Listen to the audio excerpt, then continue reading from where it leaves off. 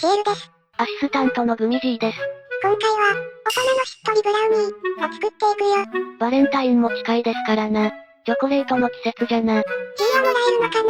材料は概要欄をチェックじゃ。ぜひ最後までご視聴お願いします。それじゃあ、始まるよー。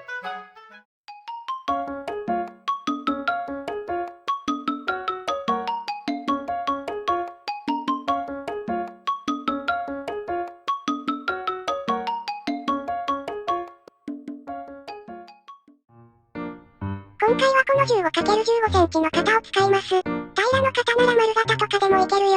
クッキングペーパーを型に合わせて切ります。チョキチョキ。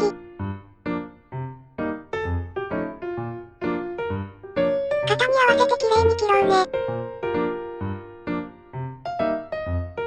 では生地に参ります。チョコレートとバターを湯煎で溶かしていきます。レンジでも大丈夫だよ。レンジの時は焦げないように、少しずつ加熱しようね。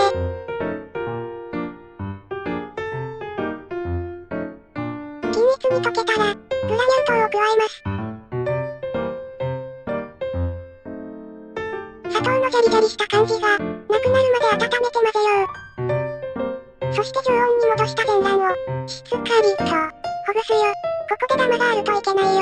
では湯煎から揚げたチョコたちに合わせます。ボウルの底は不幸ね。卵は3回くらいに分けて少しずつ混ぜよう。この時混ぜる時は、空気を含ませないように気をつけようね。空気がたくさん入ると、焼き上がった生地に穴ぼこができてしまったり、焼く時に膨れ上がりすぎて、ボコボコに裂けてしまったりします。卵も冷たいとなんでダメなんだっけ？チョコの生地が締まりすぎて、空気を含みやすくなってしまうからですな。なるほど。もし空気がたくさん入っちゃったよ。ってなったらどうすればいいの？そうなってしまった時は、一度こすと良いでしょう。ほえほえ。では大人要素、お酒を加えていきます。今回はラム酒とブランデーです。好みの洋酒を入れちゃおう。もちろんお酒の香りが苦手な人は、抜いても大丈夫だよ。一度加熱するわけだから、アルコールはほとんど飛んじゃうよ。あくまで風味付けだね。では薄力粉、ココアパウダーを、ふるいます。あらかじめ混ぜておくといいよ。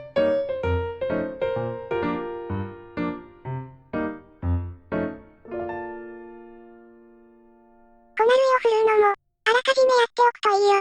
生地に合わせます。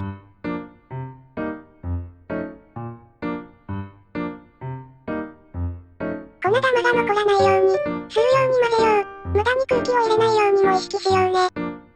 これで生地完成。型に流していくよ。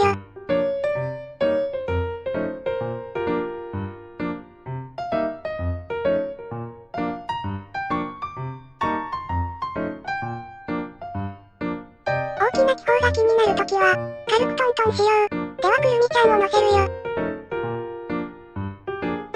乗せるナッツはくるみに限らず、お好みのナッツで OK。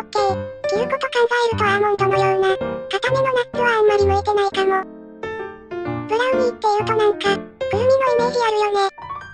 今回は飾りを表面に出したいから、もし生地が熱くてゆるいせいでナッツたちが沈むようなら、少し生地が締まる温度まで置いたり冷やしたりしよう。切るときにナッツがあって生地が崩れちゃうってときは、あらかじめ刃を入れる場所を決めて、そこを避けて乗せたり、もう生地の中に混ぜ込んじゃうのも手だね。それなら固めのナッツでもいいかもなのだ。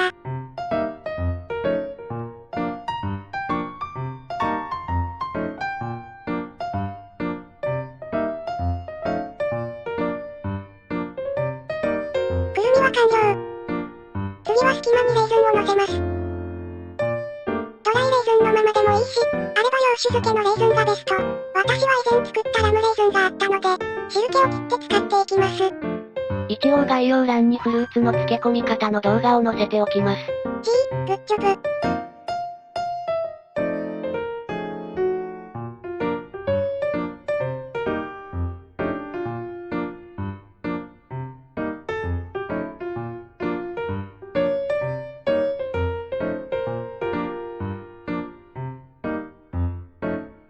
こんな感じ。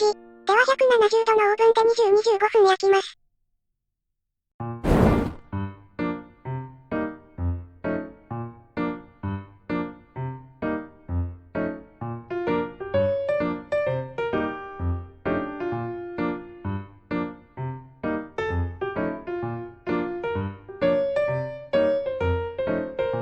き上がりはこんな感じ。動画のは22分入りました。状態としては表面が乾くくらいで揚げると、余熱込みで、中がしっとりくらいになるよ。表面がさっくりめにしたい人は、少し長めに焼いてあげるといいね。粗熱を取ります。取れた。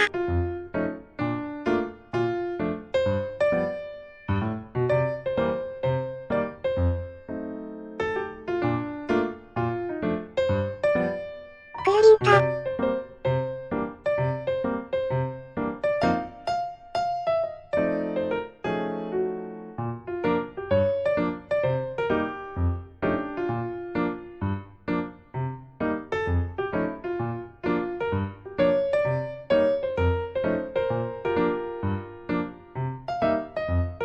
くるりんと。良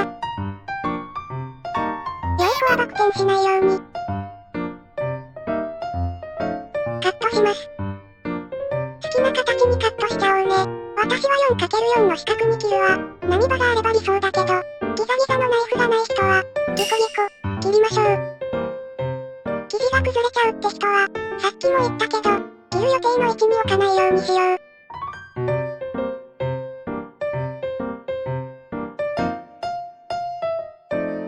はい、ではお待ちかね時間よ。ダウンレイズタイム。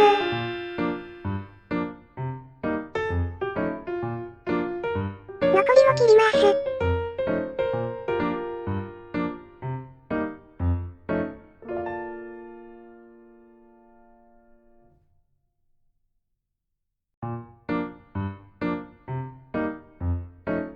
完成。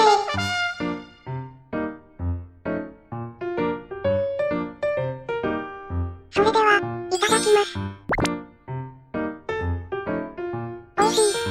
チョコも濃厚だし中がしっとり。くるみのカリの食感も素敵。お酒の風味もふんわり感じるね。お酒がもっと欲しいって人は、洋酒を後掛けしてもブランデーケーキみたいで美味しいよ。この1ピースにラム酒を、キャップいっぱいかけちゃうのだ。